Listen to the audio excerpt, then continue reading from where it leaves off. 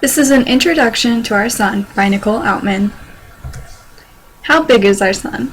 The sun is 864,400 miles across, which is 109 times the diameter of the Earth. The sun also is 333,000 times larger in weight than the Earth. And you can also fit 1,300,000 Earths within the sun. But when you look at the diagram beside this, you see that our sun is merely a speck compared to some of the larger known stars in the universe. So that really puts into context how small we really are.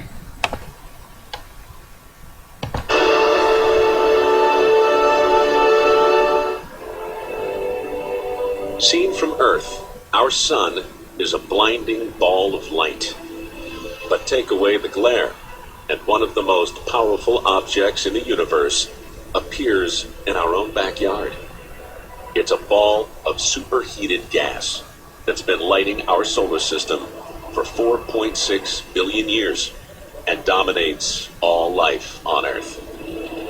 The sun is 93 million miles away, and that means in actuality it's immense.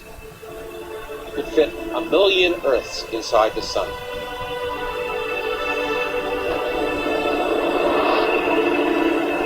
It's nearly 1 million miles in diameter, yet our sun is tiny compared to the really big stars out there.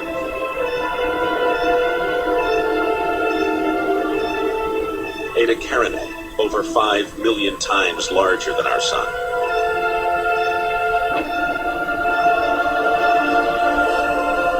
Betelgeuse, 300 times larger than Eta Carinae.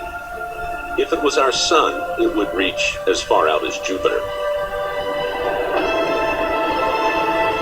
And then there's this monster, VY Canis Majoris, the largest star ever discovered, 1 billion times bigger than our sun. Our sun is not just a big blob of gas. It actually has many layers that make up its composition. This is just a simple diagram showing these layers.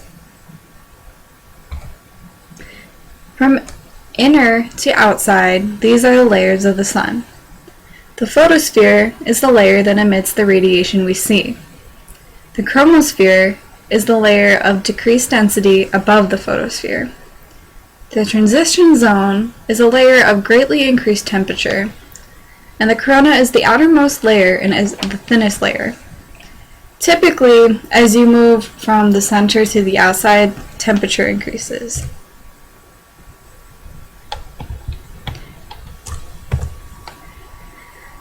The convective zone, superheated gases are in continuous thermal convection. The radiation zone, where energy is carried toward the surface without the add of convection.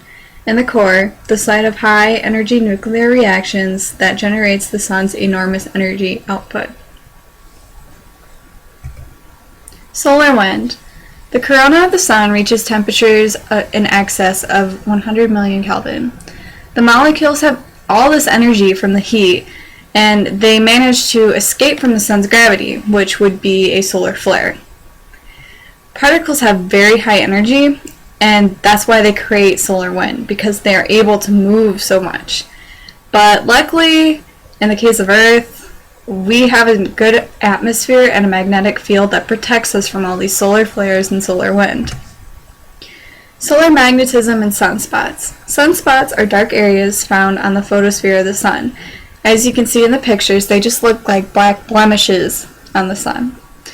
The sun does not rotate at the same time of all parts. The top and bottom actually are on a different rotation from the center, and because of the inconsistency in the rotation, it creates kinks within the magnetic field. The sunspots normally come in pairs of opposite magnetic charge. Solar flares burst from the surface and cause the change in temperature, which is why they appear dark.